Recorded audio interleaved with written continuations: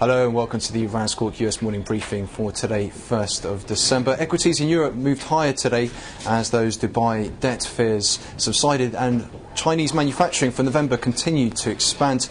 As such, Asian bourses finished higher overnight, in part stimulated by the new Bank of Japan program aimed at providing 10 trillion yen of short-term money. Basic material stocks outperformed in Europe as the dollar weakened on increased risk appetite, and WTI crude futures also found some upside momentum, trading above the $78 handle. The yen fell across the board initially overnight on speculation that the Bank of Japan could raise rates or its QE target at the central bank's emergency meeting. However, the Bank of Japan did neither and therefore led the yen to pair losses. In other FX-related news today, SMB's Roth was on the wires, said SMB will decidedly counter strong gains in the Swiss franc, and SMB remains vigilant on currency developments. In terms of US economic data today, ISM manufacturing did come in lower in November. However, pending home sales month-on-month came in better than the consensus, and as did construction spending for October as well.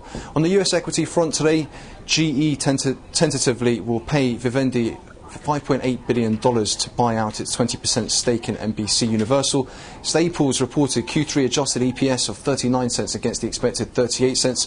Revenues as well did come in slightly higher than the expectation for Staples. In terms of US banks, up to 26 banks may need to raise more capital, according to Rochdale's Beauvais. Looking at the top 30 banks in the country by asset size, only 4, including Citigroup, State Street, First Horizon and Northern Trust, won't need to raise capital, according to Beauvais. In terms of the pharma sector, according to PricewaterhouseCoopers, the pharma industry faces a rising tax burden, and the sector's business model changes and governments take on increasingly tough line on tax reduction strategies. In terms of broker moves today, US banks, Citigroup sees the most value in Bank of America, BB&T, Fifth Third Bancorp and SunTrust banks. Bank of America, however, remains top pick in the list. For United Tech, their price target has been raised to $73 from $63 at Bernstein.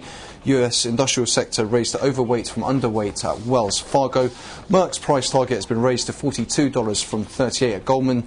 Eli Lilly has been removed from conviction sell list at Goldman Sachs, though still remains a sell. So just looking ahead to the rest of the session, we'll be looking out for comments out of Fed's Plosser later on. Further to that, the US vehicle sales numbers out of the 3 big US auto makers, and aftermarket will be awaiting the release of the weekly API numbers.